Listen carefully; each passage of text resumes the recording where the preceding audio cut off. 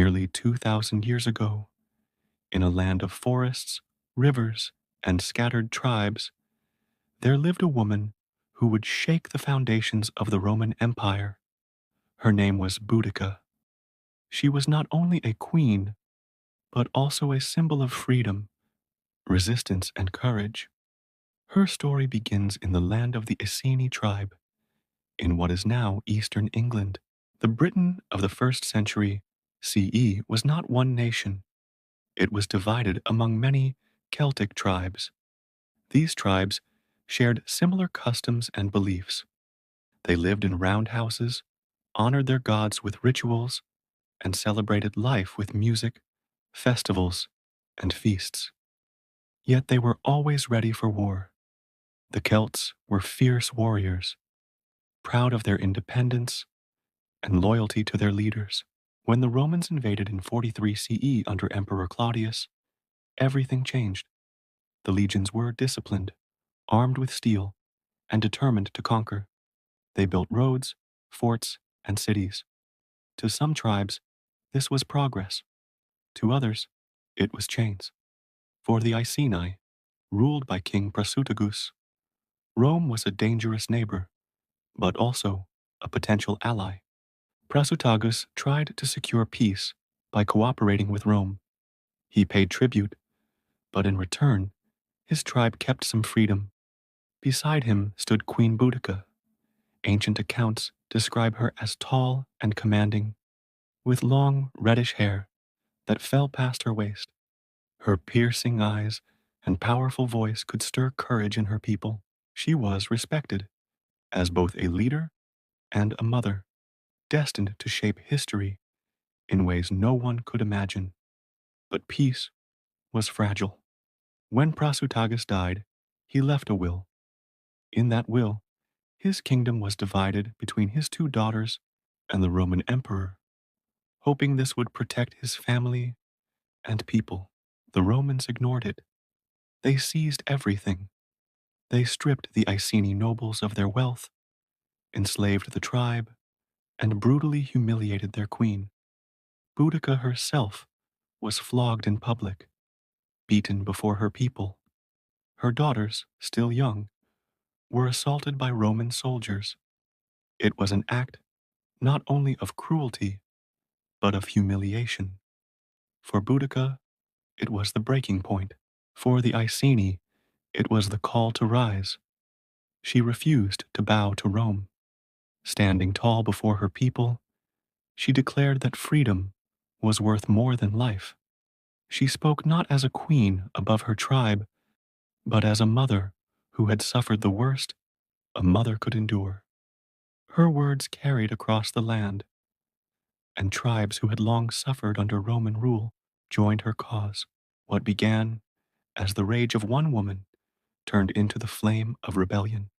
Warriors from different tribes gathered under her banner. Men and women alike armed themselves with swords, spears, and courage. At the center of it all was Boudica, riding a chariot with her daughters beside her. Her fiery hair streamed in the wind, and her spear pointed toward Rome. The first target was Camulodunum, the Roman capital in Britain, today known as Colchester. The city was unprepared. The defenders were few. Boudica's army stormed through its gates, burning temples, homes, and fortresses. Roman settlers were slaughtered, and the message was clear. The Celts would no longer bow. From Camulodunum, Boudica's warriors marched south. Their next target was Londinium, modern London. At the time, Londinium was a small but growing Roman town, filled with merchants, traders, and soldiers.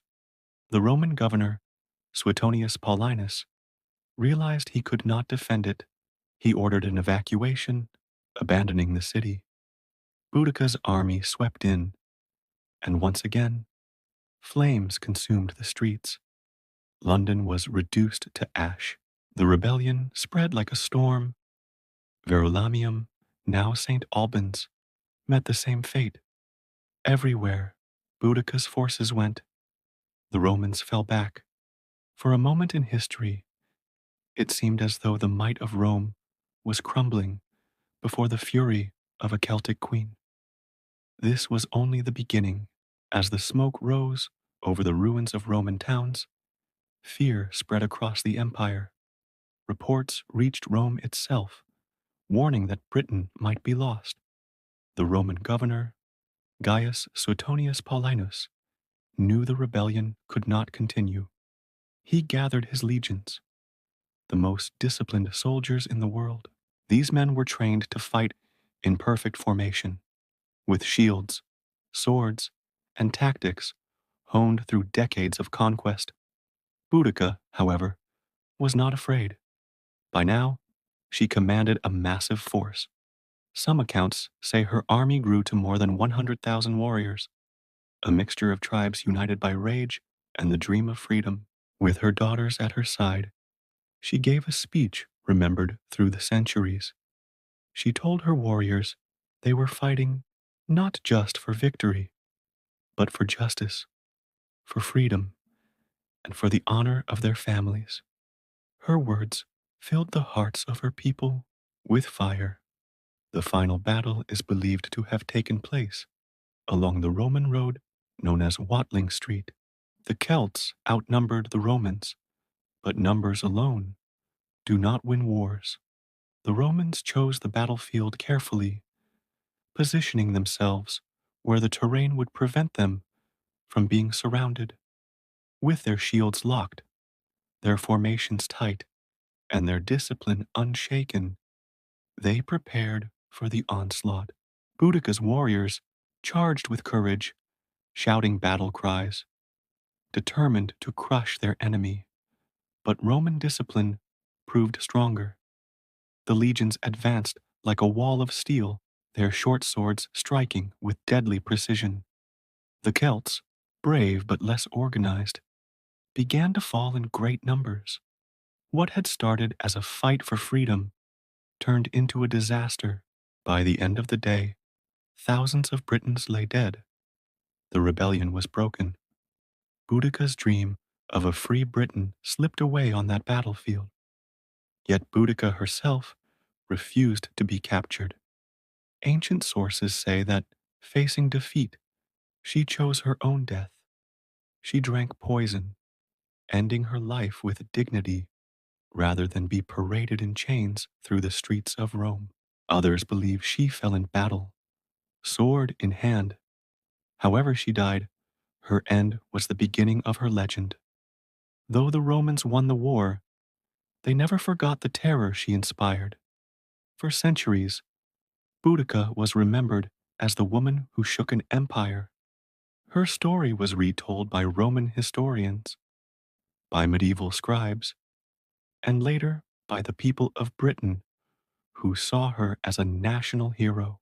In the Victorian age, she became a symbol of strength, patriotism, and female power. Even today, her presence is felt. In London, near the Houses of Parliament, a bronze statue of Boudica stands proudly.